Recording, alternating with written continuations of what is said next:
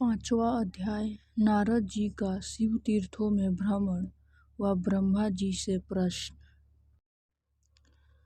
सूत जी बोले, महर्षियों, भगवान श्री हरि के अंतर्ध्यान हो जाने पर मुनीश्वर नारद शिवलिंगों का भक्ति पूर्वक दर्शन करने के लिए निकल गए। इस प्रकार भक्ति मुक्ति देने वाले अनेक शिवलिंगों के उन्होंने दर्शन किए।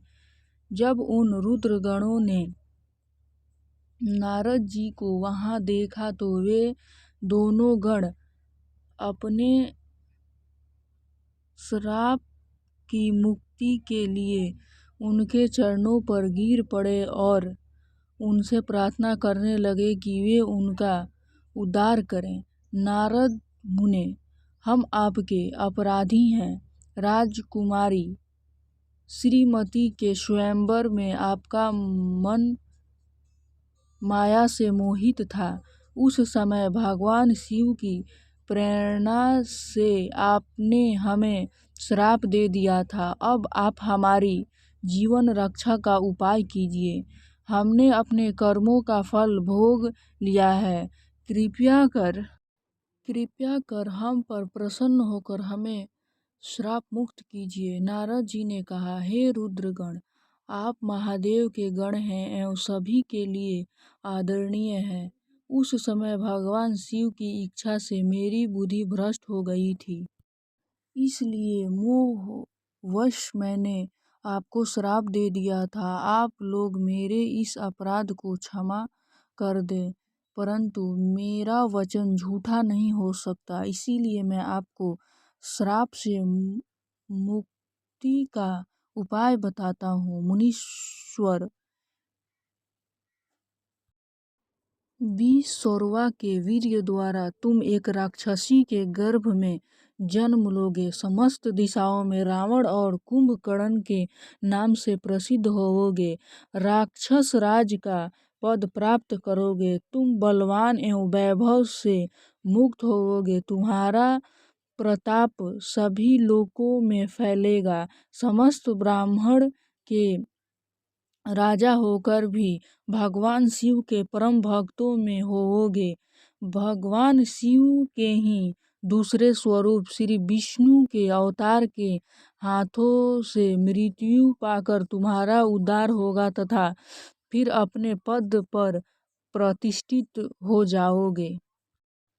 सूत जी कहने लगे कि इस प्रकार नारद जी का कथन सुनकर वे दोनों रुद्रगण प्रसन्न होते हुए वहां से चले गए और नारद जी भी आनंद से सराबोर हो मन ही मन शिव जी का ध्यान करते हुए शिव तीर्थों का दर्शन करने लगे।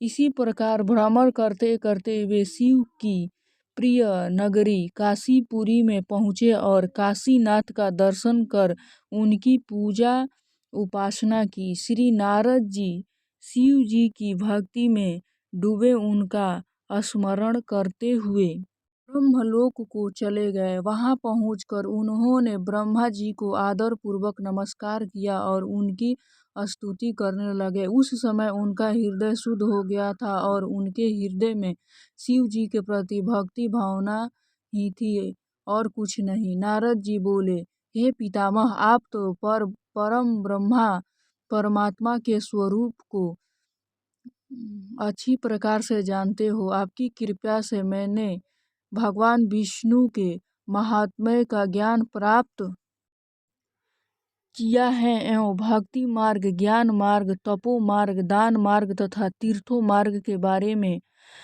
जाना है, परंतु मैं शिव तत्व के ज्ञान को अभी तक नहीं जान पाया हूँ।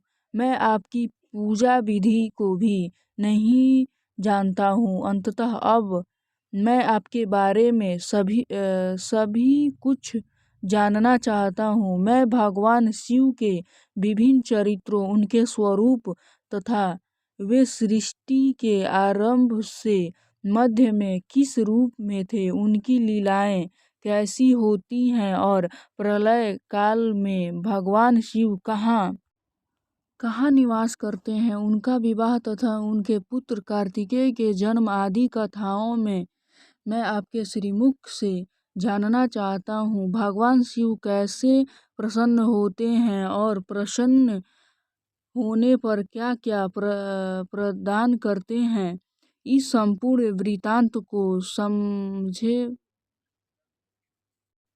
मुझे बताने की कृपा करें। अपने पुत्र नारद की ये बात सुनकर पितामह ब्रह्मा बहुत प्रसन्न हुए।